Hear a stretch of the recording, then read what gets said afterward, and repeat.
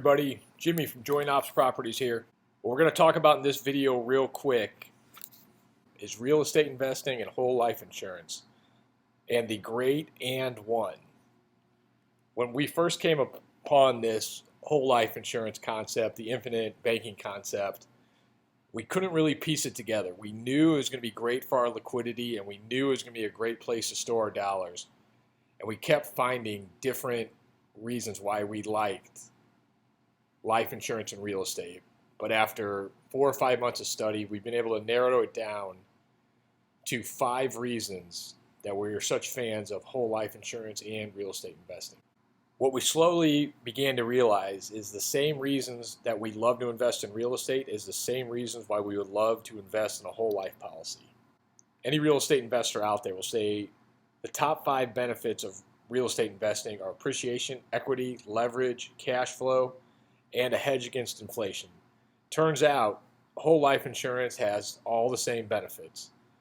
So at the end of the day, we're already playing this game. We're already looking for appreciation, equity, leverage, cash flow, and a hedge against inflation. If you simply combine the dollars you're investing in a house and first invest into a whole life policy, you get what we call the great and one. You're already playing this game.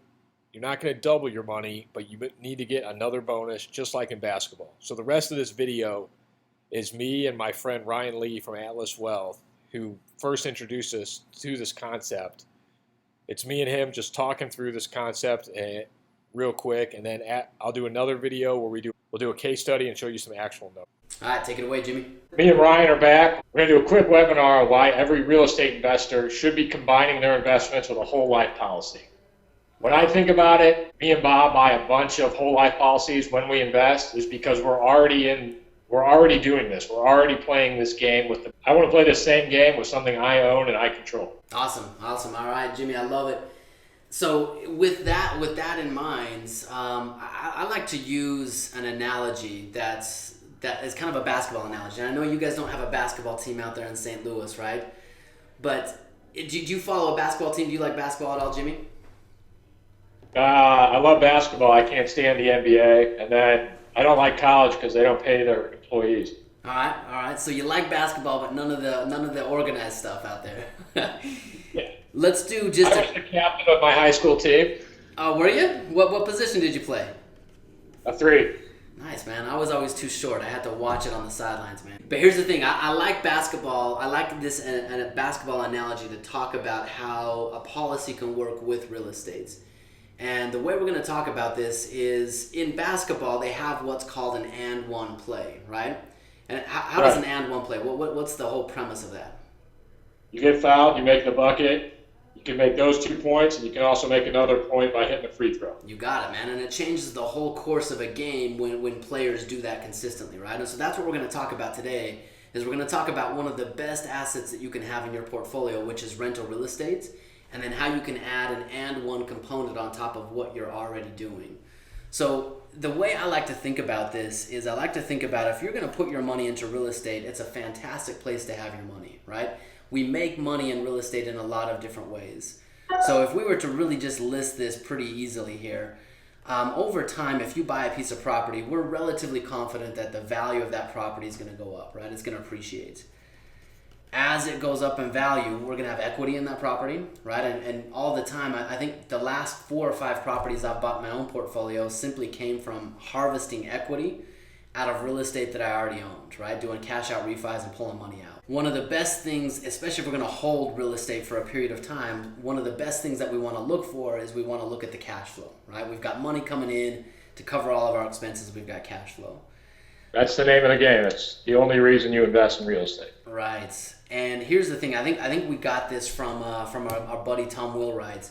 But Tom Wheelwright, he talks about the IRS as it's kind of like a treasure map. They use the tax code as a treasure map to incentivize you to do certain things, right? And the IRS, they want you to run a business. They want you to own real estate. They want you to do certain things like real estate, because if you do that, they'll allow you to keep more of your profits through tax deductions.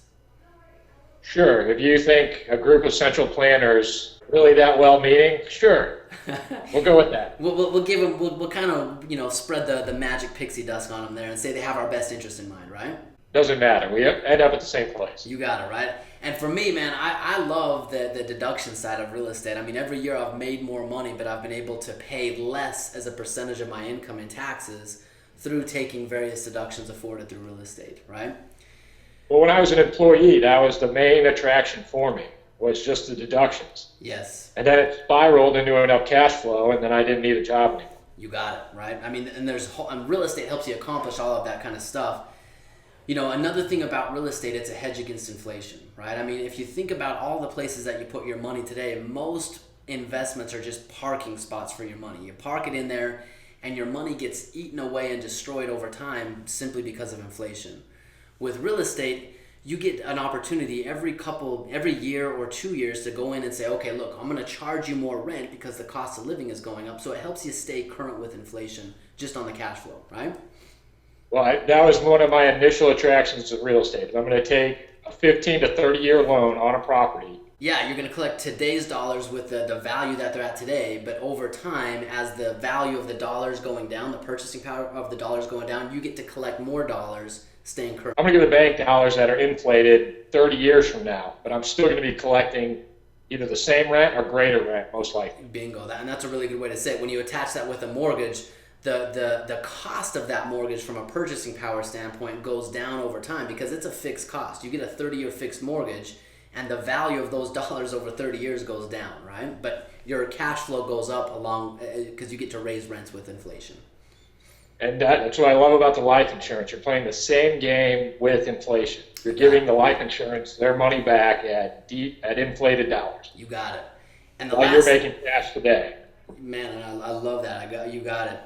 The last thing here, the leverage side of things, this honestly for me was what attracted me to real estate is, without leverage, I had to take every dollar that I was saving and I had to get maximum benefit off that dollar because that's all I had. With leverage, that dollar you're only keeping around 60% of that dollar that you earned. Yeah, because of the tax, right?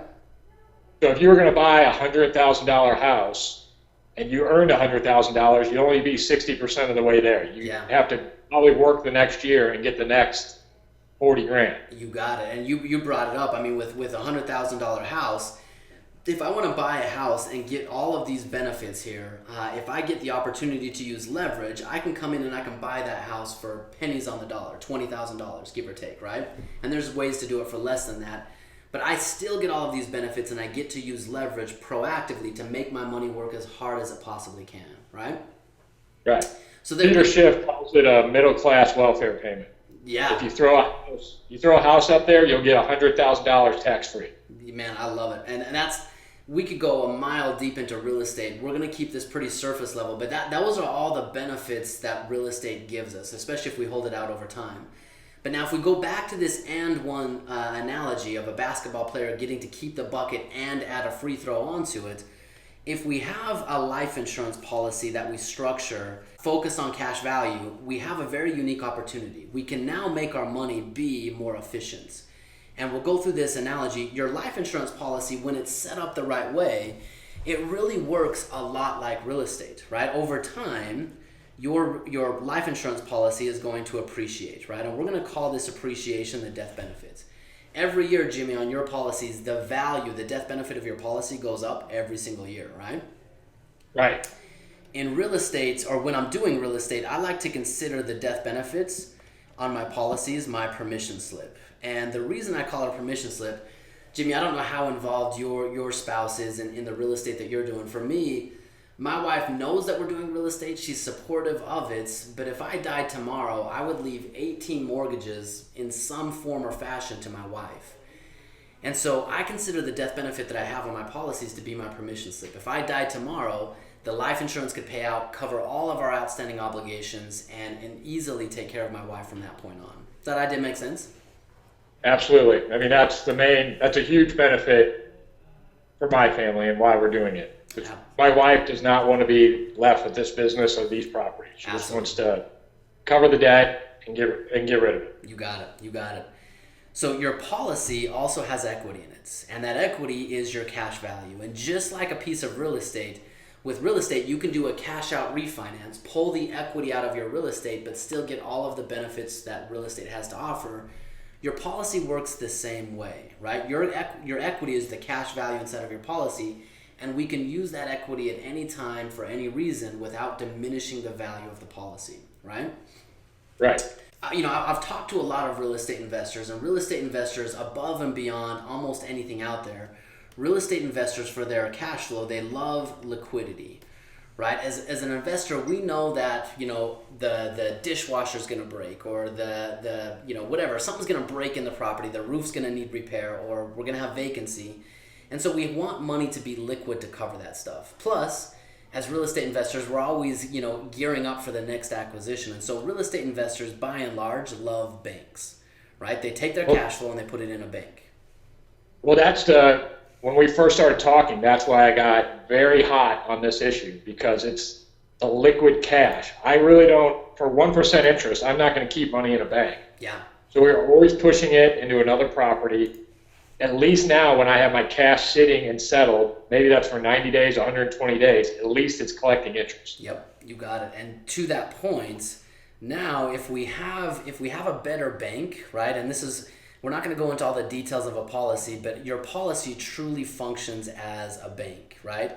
And what it's going to do is it's going to give you that same liquidity, but now we're going to earn 5% on that money. So rather than 0%, as you talked about, Jimmy, in a normal bank, we can take that cash flow that we're earning in real estate and stick it in a policy, get the same liquidity. You can put it in and take it right back out, but now we're earning a higher yield on the money, right? When the underwriters at a fractional reserve bank or a state-sponsored bank look at your liquidity or your balance sheet, it looks exactly the same, whether that cash is in Bank of America or whether that cash is with Penn Mutual or whoever you're using. You got it. And so it's just a matter of breaking the traditional formats.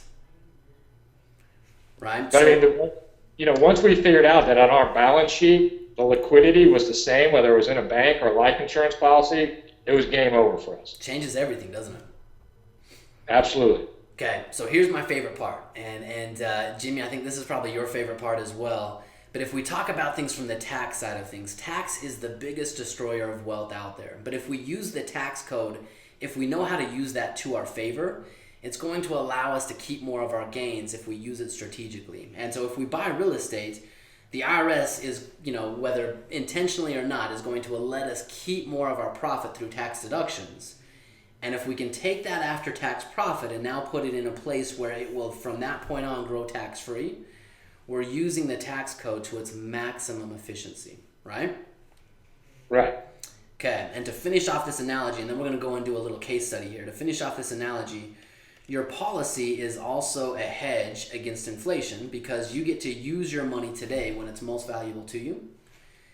And then last but not least, we get to use more leverage, right? And this is leverage that we're in control of. So the leverage idea that we're going to talk about, it's this and one discussion, right? If we were going to invest in real estate, but if we had a better system first, could we not take this dollar and put it in a life insurance policy, get all of these benefits that we just talked about, take a policy loan, and now have that dollar also working in real estate and get all of the benefits that real estate offers? We now have a better system to where we've got this and one asset. Our money's working in a policy and real estate at the same time. So real quick, just to sum it up, your money's working in two places. It's working in the real estate, kicking off cash flow to you, and then it's working in the policy, collecting around a 5% dividend for you, tax-free every year. You got it. Like in my simple mind, that's how I understand it. You got it. So I just wanted to do a quick conceptual video on how this works. The next video will be called the and one case study, but I didn't want to throw a YouTube video out there that was 30 minutes long. So I tried to keep this short. If you want to find out more, email me at jointopsproperties@gmail.com. There's my cell. Bob doesn't give out his number on the internet. Check out our website at jointopsproperties.com. If you want to talk to Ryan or Brad at Atlas Wealth Solutions, there's their website right there. So once again, if you're interested and you want to see some actual numbers, there'll be a video on our YouTube channel called the and one case study. Thanks for your time. Talk to you later. Bye.